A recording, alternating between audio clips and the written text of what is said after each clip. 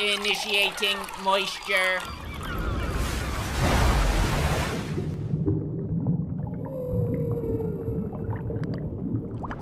Welcome to the Most Meter. Today we are taking a look at Terrifier 2. Now if you've got a weak stomach then this movie is not for you. It is pretty much the gory shit you are going to see all year. But with that said, this was probably the most fun I've had in a long time while watching a cinematic masterpiece. It takes like 8 minutes for the movie to show the title card and start, but in those 8 minutes you have Art, the cloned antagonist of this movie, gruesomely killing a guy from the end of the last movie. And then we see some kind of ghost girl or whatever just shitting on the floor.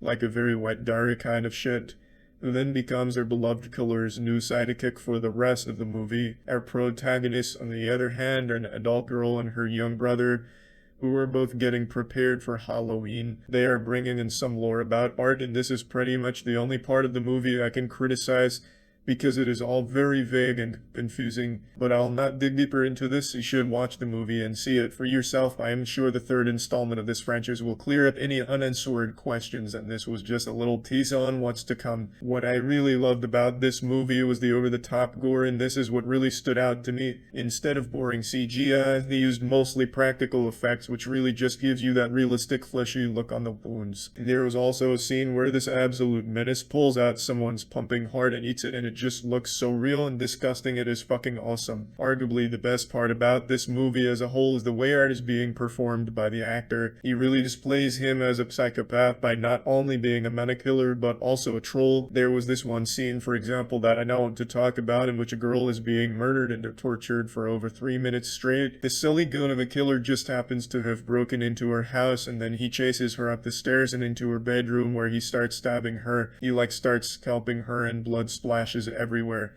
He also breaks and rips off one arm and just generally butchers her. For some reason she survives all of that. He just runs away, but he actually just went to get some salt and shit to pour on her just to laugh at her screaming in pain. And that is not even all of it, because shortly after that scene her mother comes back from work, and when she checks on her little sweet angel she just finds something that used to be her daughter. Used to be or not, she was still fucking alive. This is exactly the kind of goofy shit I want to see in these kinds of horror movies. A different scene focuses on a guy's dick getting cut off. This is clearly just the movie ever. There was also the scene near the end where the female main character was supposed to have died but gets resurrected by some kind of magic and then uses the Z-sword to kill Art. This was the kind of shit you'd see in Dragon Ball.